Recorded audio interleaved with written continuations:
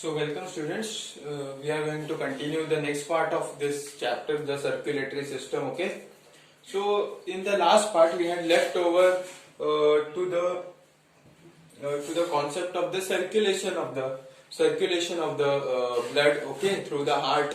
You might have seen the previous video, or you might be remembering that we had drawn a heart over here, body parts, lungs, how the blood is purified into the lungs and returned back to the heart, and we had called it double circulation. So few terms and things related to that only. Systole basically is nothing, okay, I will write it over here. Circulatory system, okay.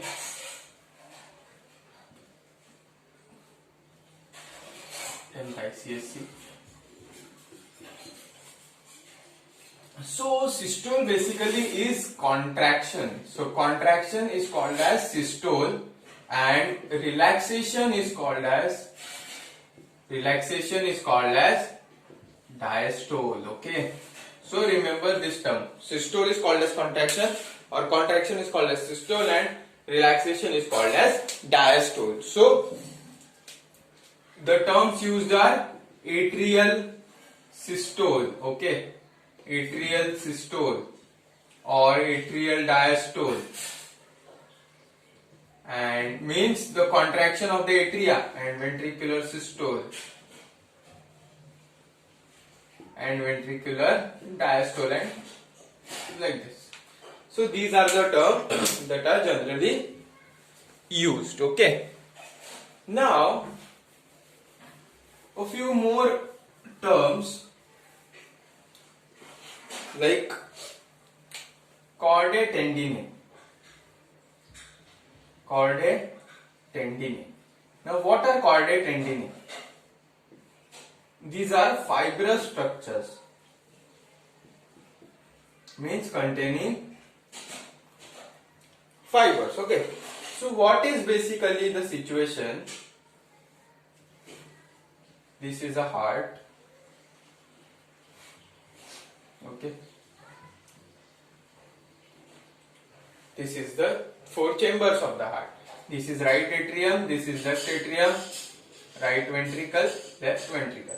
So over here a valve is present, okay. So what happens is, see, valve is present. So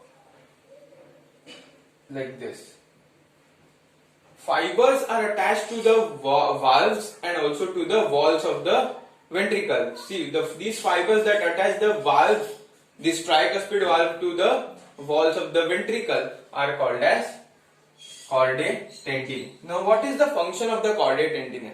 See, for example, ऐसा consider करो जैसे एक दरवाजा है और उसको आपने रस्सी लगा दी है, ठीक है, तो उस रस्सी की मदद से आप उस दरवाजे को खोल रहे हो और बंद कर रहे हो, खोल रहे हो और बंद कर रहे हो. मतलब जैसे अभी दरवाजा बंद है और रस्सी आपके हाथ में, ठीक है, बाहर से कोई आना चाह रहा है अंदर, ठीक है, someone is trying to come inside and you are inside the room. The room is closed, and to the inside part of the room the door has certain handles, and to that the rope is attached and you are holding that rope. So कोई बाहर से आना चाह रहा है तो आपको अगर दरवाजा खोलना है तो आप कैसे खोलोगे? उस रस्सी को खींचोगे. अगर रस्सी को खींच लेंगे तो वो दरवाजे ओपन हो जाएंगे और जो चीज बाहर है वो अंदर आ जाएगी, है ना, वैसे ही होता है. तो दीज आर द रोप्स, ठीक है.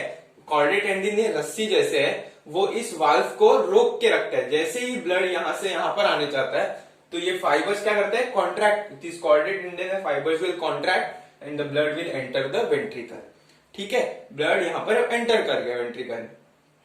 तो ब्लड एंटर एक बार कर गया तो फिर ये जो रस्सी है वो वापस अपने इनिशियल स्टेज में चले जाता है और ये वाल्व को बंद कर देता है. तो वाल्व को बंद करने से फायदा क्या होगा? इधर जो ब्लड है वो वापस पीछे जा पाएगा क्या?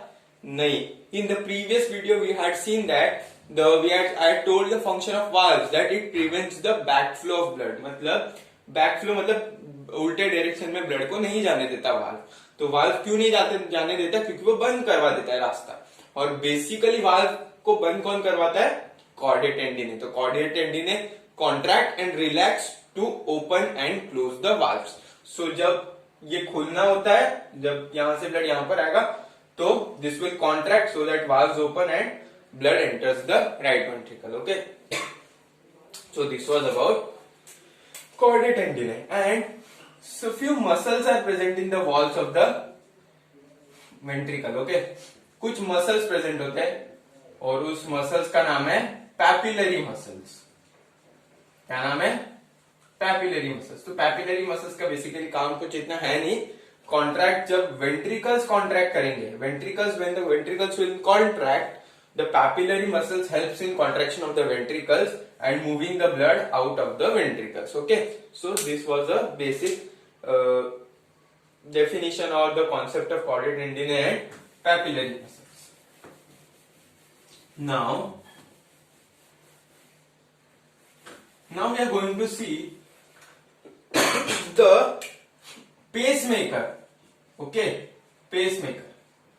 Now what is pacemaker? Pacemaker means the one which will initiate the contraction. Okay, which will initiate the contraction. Now in the previous video I had told you that the heart is autorhythmic. Okay, means it has the capacity to generate its own rhythms. Okay, so it is not dependent on brain, that brain will send the signal and the heart would contract. No, the heart is autorhythmic.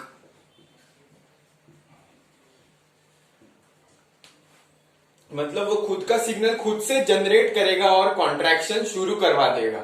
तो इसी वजह से, या फिर यही जो property है, this property is given to the heart, or has the heart has this property because of a structure present called as SA node. SA node is called pacemaker of the heart.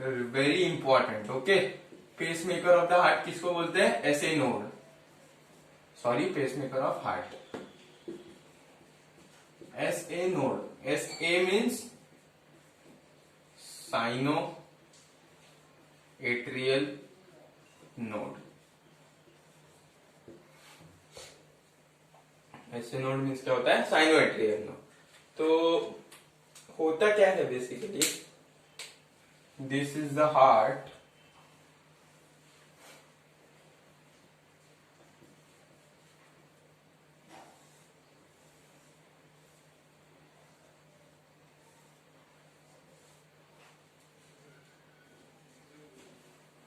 तो अपर right corner यहां पर present होता है ऐसे node. Okay, कहां पर? अपर right corner में. और यहां पर एक और स्ट्रक्चर प्रेजेंट होता है यहां पर, इसका नाम क्या है? AV node. So in upper right corner SA node is present, and in lower left corner of the right atrium you can say the AV node is present. तो क्या होगा? ऐसे नोड भेजेगा सिग्नल, ऐसे node will initiate the contraction. So ऐसे node से signal जाता है. ठीक है, ऐसे नोड ने सिग्नल भेजा किसको? इसको भेजा. एक तो AV नोड को भेजा और दूसरा किसको भेजा? ये क्या है? लेफ्ट एट्रियम है ना.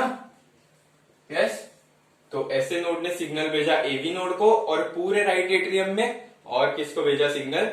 लेफ्ट एट्रियम में. तो बेसिकली किस किस को सिग्नल भेजा ऐसे node? Right atrium, left atrium and AV node. तो राइट एट्रियम में सिग्नल भेजा, राइट एट्रियम कॉन्ट्रैक्ट कर गया, right atrium will contract. Similarly इसको सिग्नल भेजा, ये कॉन्ट्रैक्ट कर गया. And now what happens? AV node को सिग्नल भेजा तो AV node will send the signal further down, okay, through the ये इसको क्या बोलते हैं हम लोग? ये वेंट्रिकल, तो इसको हम लोग नाम देते हैं इंटर वेंट्रिकुलर सेप्टम. क्या नाम देंगे? Inter ventricular septum. दो वेंट्रिकल के बीच पे इंटर वेंट्रिकुलर सेप्टम. तो क्या होगा? यहां से सिग्नल वेंट्रिकल में जाता है। ओके, तो इंटरवेंट्रिकुलर सेप्टम से सिग्नल कहां पे पहुंच जाएगा? वेंट्रिकल के अंदर। तो इसने इसको सिग्नल भेजा, ये पूरा कॉन्ट्रैक्ट हुआ, ये पूरा कॉन्ट्रैक्ट हुआ, फिर इससे सिग्नल इधर और इधर आया, ये दोनों ने कॉन्ट्रैक्ट किया। तो इसी तरह से in this way the whole heart contracts. Okay, the different parts of the heart contracts because of the signals emerging from the nodes. There are two nodes, SA node and AB node, but सबसे पहले इनिशिएट किसने किया? अगर SA node AB node को signal नहीं देता तो ये कॉन्टैक्ट कर पाता क्या? नहीं। So SA node is called as pacemaker of the heart. Okay, very very important. SA node is called as pacemaker of the heart. So this was about SA node. And इसी वजह से pace maker होता है, इसी वजह से heart को क्या बोलते हैं? Autorhythmic, means that it can generate its own impulses. Impulses means signals. Okay. Try to remember this. SA node is called as pacemaker of the heart. Very, very, very important. Now we are going to see about the blood vessels of the heart. पिछले बार ही मैंने बताया था आपको blood vessels. Vessels मतलब क्या होता है? Vessels मतलब tubes basically, and blood means the red color containing fluid in our body. तो ऐसे वेसल्स जो ब्लड को लेके जाएंगे साथ में, उसको क्या बोलेंगे? Blood vessels. तो ब्लड को लेके जाने वाले दो होते हैं, एक तो होता है आर्टरीज, ओके, एंड दूसरा क्या होता है? Yes, veins. रिमेंबर? ओके, तो अभी हम लोग डिफरेंस देखते हैं दोनों का। Arteries, they carry blood, a for artery, a for away from the heart. Yes, पिछली बार ही बोला था मैंने। Okay, they carry blood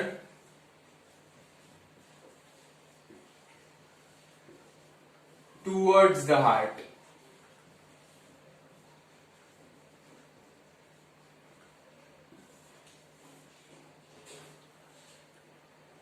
okay, याद रहेगा?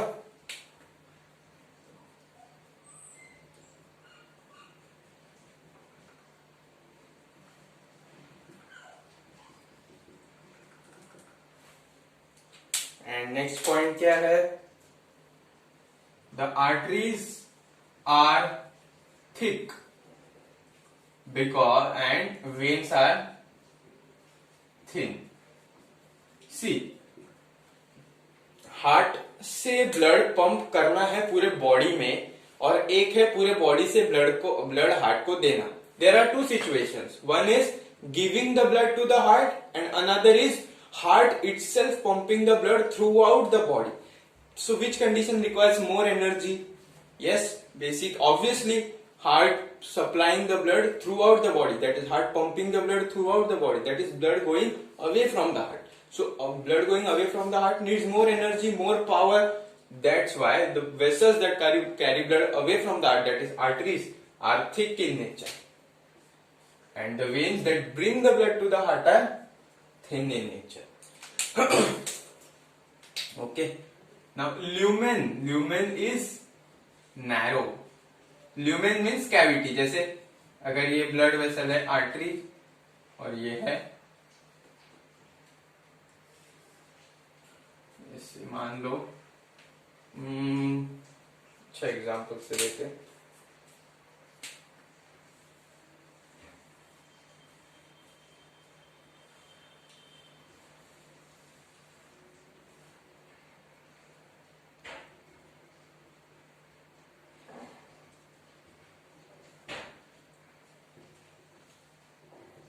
तो lumen means the cavity that is present. Okay, this is the cavity. ये आर्टरी है, उसके अंदर का कैविटी, और वेन है ये, उसके अंदर का कैविटी। तो बेसिकली वेन के अंदर का जो ल्यूमेन या फिर कैविटी होता है वो बहुत बड़ा होता है as compared to arteries. Okay, so the lumen is narrow, मतलब ल्यूमेन जो है वो नैरो है. आप डायग्राम देख सकते हो बुक में. And in veins the lumen is wide, wider lumen.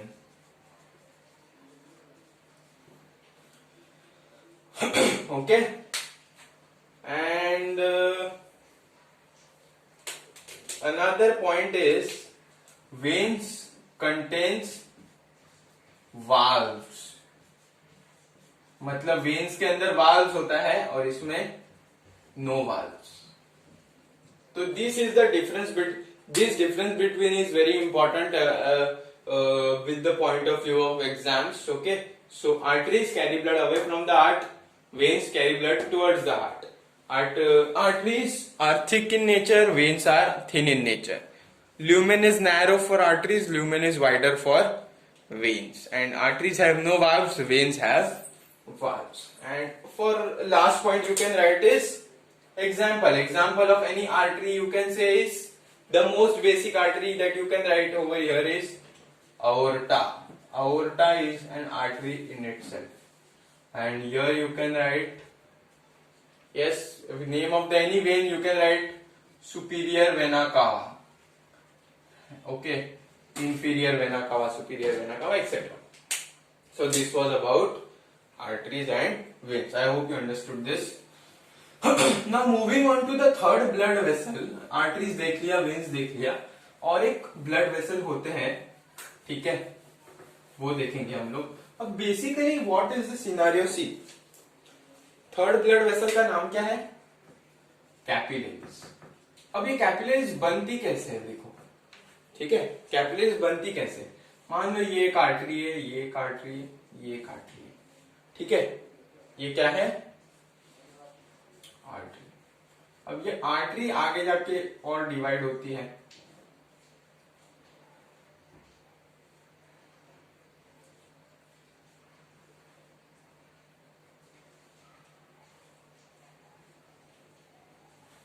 ठीक है, ये आर्टरी डिवाइड होती है और ये बनाती है क्या? आर्टीरियोल्स. क्या बनाती है? आर्टीरियोल्स. अब जाके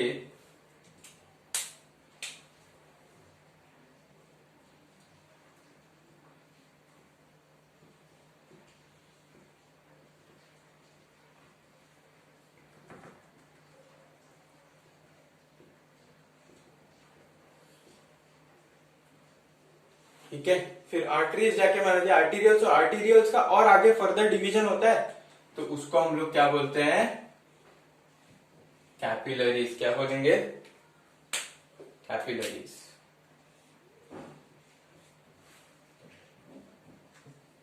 नाउ कैपिलरीज फर्दर जाके डिवाइड करती है ऐसे. मैंने ब्लू कलर से बनाया है. कभी भी ऐसा रूल होता है बायोलॉजी में कि generally arteries are shown with red colour and veins are shown with blue colour. So यहां पर मैंने दिखा दिया. तो ब्लू कलर से जो दिख रहा है उसका नाम है वेन्यूल्स. क्या नाम है? वेन्यूल्स. इसको ऐसे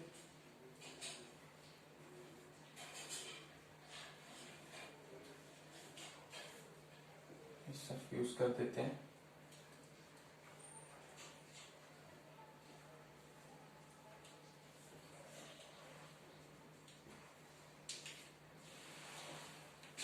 तो क्या है? वेन्स. तो ये है आर्टरी, फिर उसका डिवीजन आर्टीरियोल्स, फिर ये है कैपिलरीज, फिर उसका आगे कंटिन्यूएशन वेन्यूल्स, और फिर बाद में वेन्स. तो ये एक जनरल ओवरव्यू हो गया ब्लड वेसल्स का. तो मैं बेसिकली बताना चाहता था what are capillaries. So capillaries are further minute smaller diameter divisions of arterioles. And what are arterioles? They are the smaller branches or smaller subdivisions of artery. Okay, यहाँ पर हम लोग ऐसे लिख सकते हैं, artery से आया arterioles, फिर उससे आया capillaries, capillaries are joined by venules. Okay, इसको ऐसे ब्लू से लिख देते हैं, venules and venules by veins. This was the overview. अभी कुछ प्रॉपर्टीज देखते हैं कैपिलरीज की.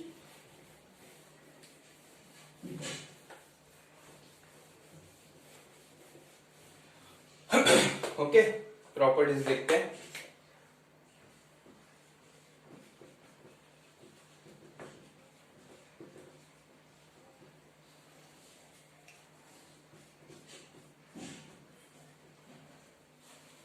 They are narrowest.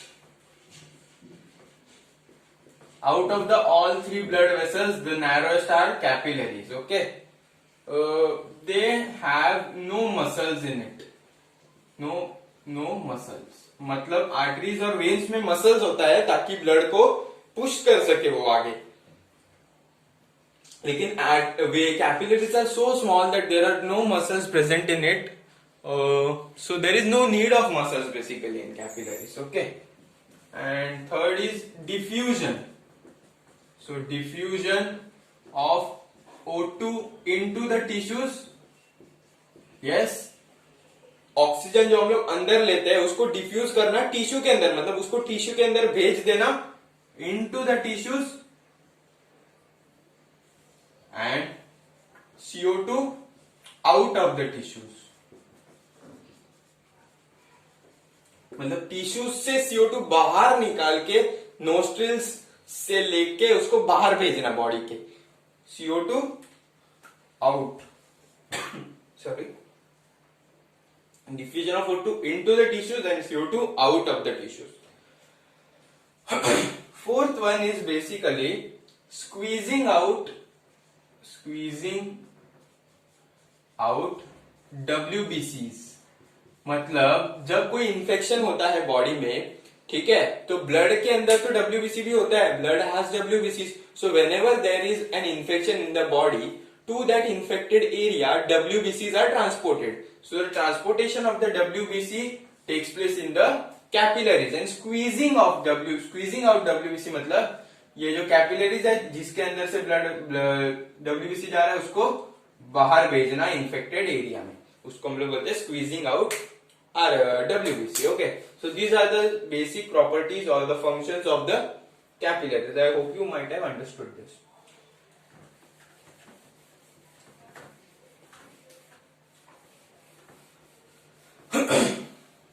Now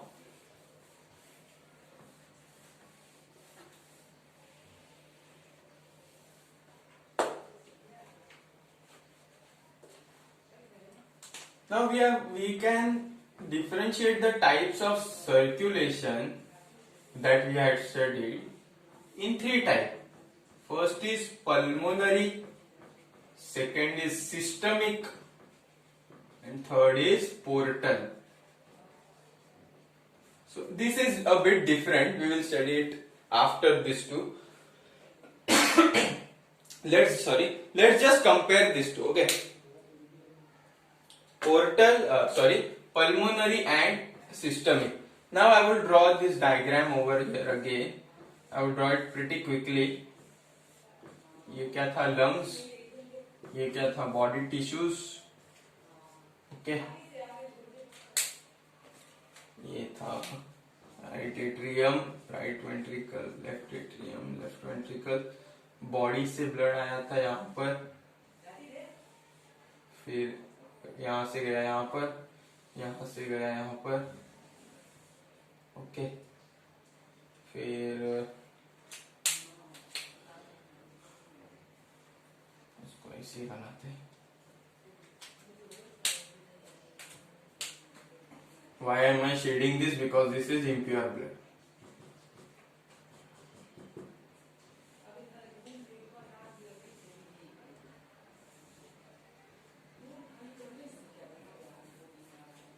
यहाँ से गया यहाँ पर. Okay, so this was I have drawn it very roughly. If you want to see in detail, you can go for the previous video and watch over there. So what am I going to say is, सबसे पहले मैं अभी बताऊंगा, ध्यान से सुनना, okay. एक ही बार में बताएंगे, बहुत ही इजीली हो जाएगा। तो first we are going to see pulmonary circulation. Pulmonary circulation. So what is the meaning of pulmonary circulation? That it will involve lungs. Okay. So start करें. So start. Body से blood आया कहां पर? Impure blood with the help of superior vena cava, inferior vena cava into the right atrium. ठीक है, right atrium में आ गया। फिर उसके बाद राइट वेंट्रिकल में गया, फिर वहां से लेके कौन लेके जाएगा? Pulmonary artery. कहां पर लेके गया? लंग्स के अंदर लेके गया। ठीक है, फिर लंग्स में क्या हुआ? ब्लड का प्यूरिफिकेशन, और लंग्स में ब्लड का प्यूरिफिकेशन होने के बाद कौन लेके गया वापस? पल्मोनरी वेन, और पल्मोनरी वेन ने ब्लड को कहां पहुंचा दिया? लेफ्ट एट्रियम में। ठीक है, ठीक है, इतना समझ आया? तो 1 2 3 4 4 steps. Again I would repeat, body से इंप्योर ब्लड जाएगा राइट एट्रियम में, राइट एट्रियम कॉन्ट्रैक्ट करेगा राइट वेंट्रिकल में, राइट वेंट्रिकल से पल्मोनरी आर्टरी लेके जाएगा लंग्स में प्यूरिफिकेशन, फिर लंग्स से पल्मोनरी वेन लेके जाएगा लेफ्ट एट्रियम में। ठीक है, अब लंग्स इन्वॉल्व हुआ इसलिए इसको बोलेंगे, क्या बोलेंगे? Pulmonary circulation. अब आते हैं सिस्टमिक सर्कुलेशन में। किसमें आएंगे? Systemic circulation. अब सिस्टमिक सर्कुलेशन में ABCD करके अब यहां तक ब्लड पहुंच चुका है, तो लेफ्ट, इसको मैं नाम देता हूं A। ठीक है, A। ठीक है, तो लेफ्ट एट्रियम से ब्लड गया लेफ्ट वेंट्रिकल में, लेफ्ट वेंट्रिकल से ब्लड गया कहां पर? कहां पर जाएगा? यस, लेफ्ट वेंट्रिकल से ब्लड जाएगा अओर्टा के थ्रू, अओर्टा के थ्रू कहां जाएगा? बॉडी पार्ट्स में। ओके, याद रहेगा? तो यहां से यहां पे ब्लड आ गया, यहां से यहां गया, यहां से बॉडी के अंदर चले गया। सो this was all about the systemic circulation, मतलब जिसमें अपना बॉडी का सिस्टम यूज हुआ है। Okay, now we can continue with our portal system. This was very easy, pulmonary and systemic circulation.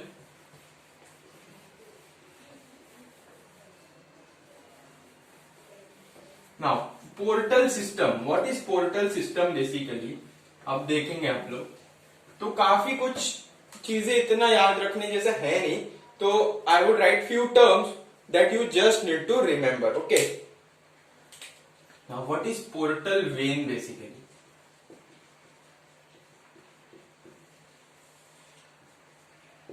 The vein that starts as capillaries. अब capillaries veins का भी part है, आर्टरीज का भी पार्ट है, बीच में देखा था ना उसको हम। तो the veins that starts as capillaries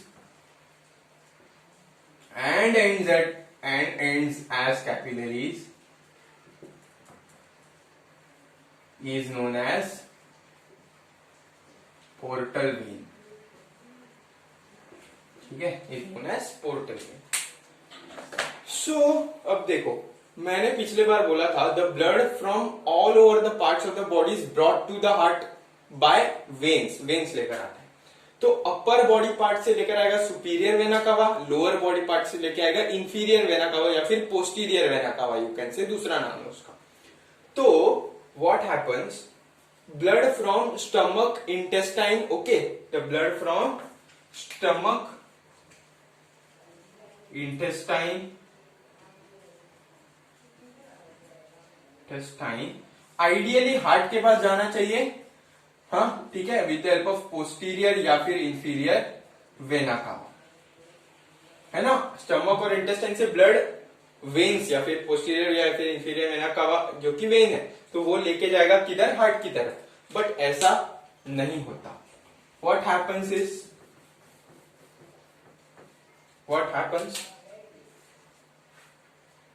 stomach और इंटेस्टाइन से एक वेन निकलता है, इसका नाम है HPV। क्या नाम है? HPV। Now what is HPV? Name of HPV is hepatic portal vein, क्या नाम है, क्या नाम है, हिपैटिक पोर्टल वेन। अब हिपैटिक कहीं भी आ गया, जैसे pulmonary means lungs, cardiac means heart, है ना, gastric means stomach. So in biology hepatic means liver, याद रहेगा, hepatic means liver. So the blood from stomach and intestine is taken by HPV, that is hepatic portal vein, to the liver, and then from the liver the blood is transported to the heart. अभी blood towards the heart जा रहा है ना, blood is coming towards the heart and from the liver, तो vein होगा basically, है ना, when he carry करेगा। वेन का नाम क्या होगा, लीवर से निकल रहा है इसलिए हिपैटिक वेन, क्या नाम होगा, हिपैटिक वेन। सो स्टमक और इंटेस्टाइन से ब्लड लीवर में लेके जाने वाली वेन का नाम है hepatic portal vein, and liver से हार्ट की तरफ लेके जाने वाली वेन का नाम है हिपैटिक वेन। ओके, याद रहेगा।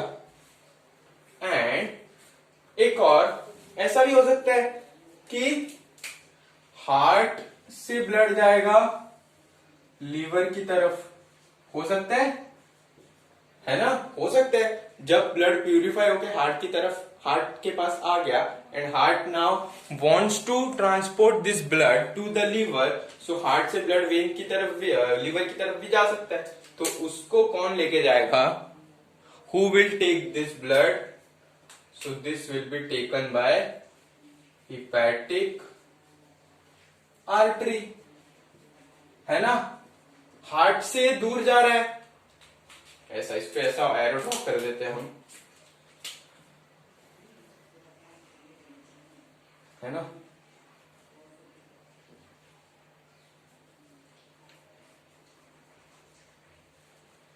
तो लीवर से हार्ट की तरफ आएगा तो towards the heart, so vein, liver से आ रहा है तो हिपैटिक वेन। नाउ हार्ट से अगर लीवर के पास गया तो अवे फ्रॉम द हार्ट, मतलब आर्टरी होगा, और लीवर की तरफ जा रहा है इसलिए हिपैटिक आर्टरी बोलेंगे। तो हमने यहां पर 3 चीजें देख ली है। ओके, याद रहेगा। तो this was all about the,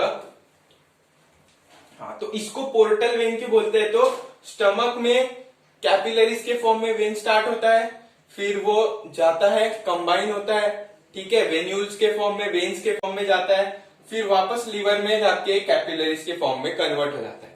तो इसलिए इसको पोर्टल वेन बोलते हैं। But don't remember that much, remember the definition of portal vein, and the blood from the stomach intestine is taken to liver by hepatic portal vein, from liver to heart मतलब towards the heart, तो vein from the liver तो hepatic vein.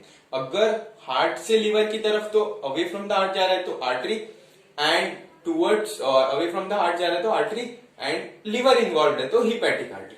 सो 3 याद रहेगा, hepatic portal when, hepatic vein और hepatic artery, ये 3 important structures. Now moving further,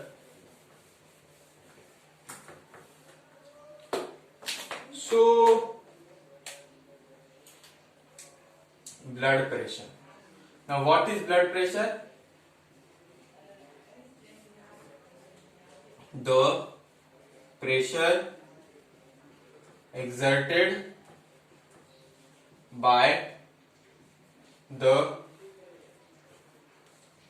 arteries on its walls is called as blood pressure. Okay, so the pressure exerted मतलब जैसे ये एक artery है, ठीक है, अगर आर्टरी है तो मैं इसको रेड से बना देता हूं, कोई कंफ्यूजन नहीं रहेगा। आर्टरी है, इसके अंदर से ब्लड जा रहा है, जा रहा है, जा रहा है, तो if the blood is flowing through the artery, it will exert a pressure on its wall. Okay, so उसको हम लोग बोलते हैं ब्लड प्रेशर। तो बेसिकली मुझे ये बताओ कि ये देखो, ये है आर्टरी, इसमें से ब्लड जा रहा है। अभी कभी कभी क्या हो जाता है, sometimes what happens, some fat molecules, ठीक है, कोलेस्ट्रॉल फैट मॉलिक्यूल्स, वो ऐड देखा होगा सफोला का, है ना। सफोला सबसे शुद्ध तेल, सबसे कम ऑब्जॉर्ब होने वाला तेल, सफोला ऑयल। तो सफोला ऑयल में क्या बोलते हैं वो लोग कि उनका जो तेल है उसमें कम कोलेस्ट्रॉल है या फिर लो कोलेस्ट्रॉल है एंड कम ऑब्जॉर्ब होने वाला, मतलब उसका जो ऑयल है वो ब्लड वेसल्स में ऑब्जॉर्ब होके नहीं रहता, वो डाइजेशन में हेल्प करके निकल जाता है बॉडी से। तो अगर ऑयल अच्छा नहीं हुआ, ऑब्जॉर्ब होने लग गया ब्लड वेसल्स के अंदर, तो फिर वो फैट मॉलिक्यूल्स ऐसे जमा कर देगा ब्लड वेसल्स या फिर आर्टरीज के अंदर।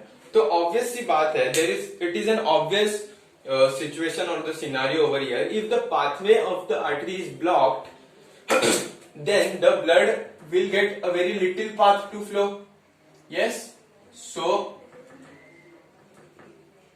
more pressure will be exerted on its wall. So therefore in fat persons, जो मोटे लोग ज्यादा होते हैं उनके बॉडी में फैट ज्यादा होता है, so in obese or fat persons the fat molecules are deposited into the vessels, into the arteries, so the path of the blood is blocked and the blood exerts more pressure on its walls.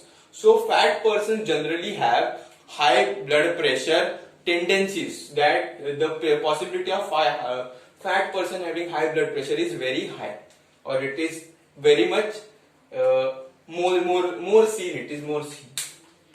Okay, so the instrument used to record or to measure blood pressure is स्पिग्मो, क्या बोलते हैं इसको, स्पिग्मो manometer,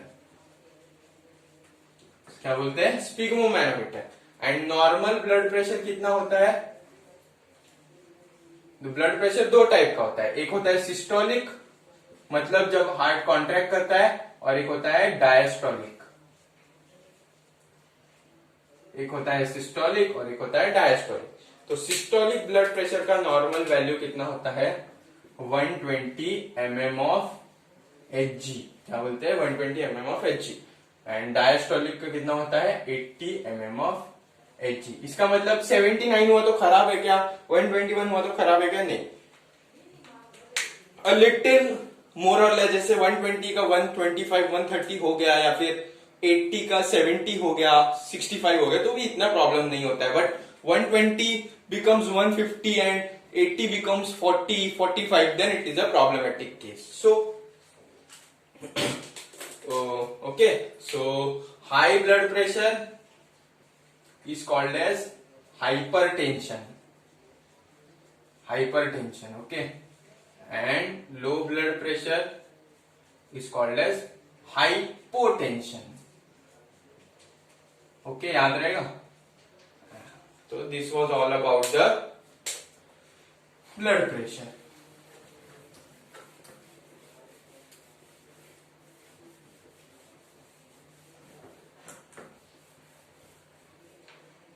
Now next is pulse. So pulse is nothing but it is same as heartbeat. Okay. Whenever there is one heartbeat or one pulse is seen through your, और pulse को कहां से देखा जाता है, यहां पर, ये देखो, जैसे this is my hand, okay, this is my hand, ये मेरा थंब है, तो थंब के इस तरफ यहां पर एक आर्टरी होता है जिसका नाम है रेडियल आर्टरी। तो तीन फिंगर्स, ये जो तीन फिंगर्स है उसको, ये देखो, ये हाथ है, ये लेफ्ट हैंड है, उसका ये फिंगर है, तो फिर इसके पास में यहां पे थंब के थोड़ा नीचे आके यहां पे ये तीन फिंगर्स रखने का और फील करना है, ओके। तो यहां पर एक बोन होता है जिसका नाम है, there is a bone present over here called as radial bone, and the artery is present on that bone, radial bone, that is why the artery is called as radial artery. So the pulse is felt at an artery called as radial artery, okay, understood, okay. And heartbeat, normal heartbeat कितना होता है, 70 to 75 beats per minute, कितना होता है 70 to 75 beats per minute, okay. So this was all about, now we have come to the end of this chapter, okay. So a little part is remaining, So that is spleen, basically an organ present in our body called as spleen. So the spleen is called as reservoir of blood. Okay, matlab the excess amount of the blood or the amount of the blood that is produced in our body which is higher than the normal requirement is stored in the organ called as spleen, and it is also called as graveyard of RBC. क्या बोलते हैं इसे? Graveyard of RBCs. Now graveyard means कब्रिस्तान है ना, कब्रिस्तान मतलब जहां डेड बॉडीज को रखा जाता है, दफनाया जाता है. तो the dead RBCs of our body, the dead RBCs of our body are deposited. Dead RBCs of our body are deposited in the organ called as spleen. Okay, so that is why spleen is called as the graveyard of RBC. So these two important functions of the spleen are, it is the reservoir of blood, इसलिए उसको क्या बोलते हैं हम लोग? Blood bank. Blood bank. ठीक है, it has the storage of blood, so it is called as blood bank, and it acts as the graveyard of RBCs. That is, the dead RBCs of our body are stored in spleen. And वो spleen क्या करता है? उसका वो spleen वो dead RBC को तोड़ता है और उससे क्या बनाता है? आयरन प्रोड्यूस करता है. क्या प्रोड्यूस करेगा?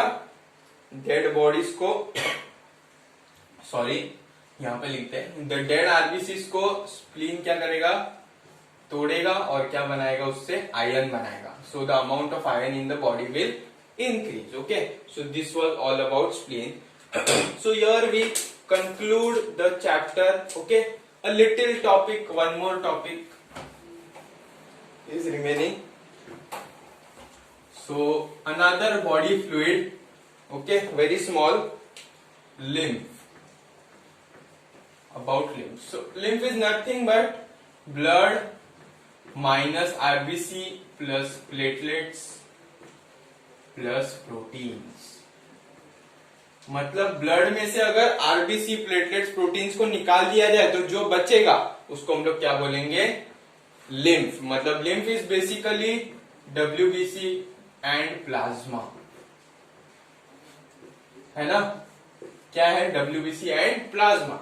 So that is the composition of the lymph. And और क्या बोलते हैं? ये कलरलेस फ्लूइड है and it contains WBC. so इसका फंक्शन क्या है? इम्यूनिटी. Immunity fights infections.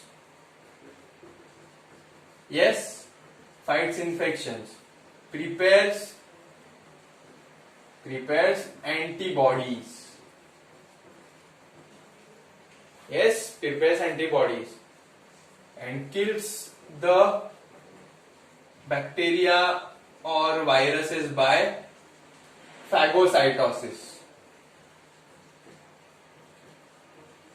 तो प्रीवियस टाइम हम लोगों ने डिस्कस कर लिया. तो lymph is a colorless fluid. It contains WBC and plasma. Basically, it is blood minus RBC, platelets, proteins, and okay, and it helps in immunity, fights against infections, prepares antibodies, kills bacteria by phagocytosis. So this was all about lymph. So one more term that I would like to tell you over here. Now what is serum? Basically serum, अगर कहीं पे आपको word दिखे तो याद रखना, blood without clotting factors. Blood without clotting factors is called as serum. So blood में से अगर if we remove the clotting factors like platelets from the blood and calcium from the blood, then the remaining part of the blood is called as serum. So ये एक important चीज याद रखना है, तो you can remember. So now we have done with this chapter completely. We had started the video from the blood, the functions of the blood, the components of the blood, cellular elements, plasma. Okay. So types of the WBC, the functions of the WBC.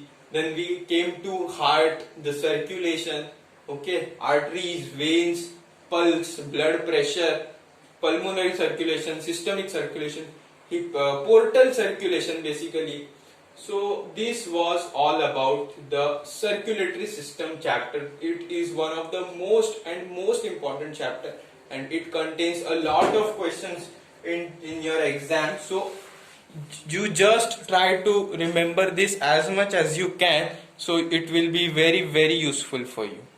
Thank you. uh, Please make notes of this chapter so that it would help you and benefit you a lot.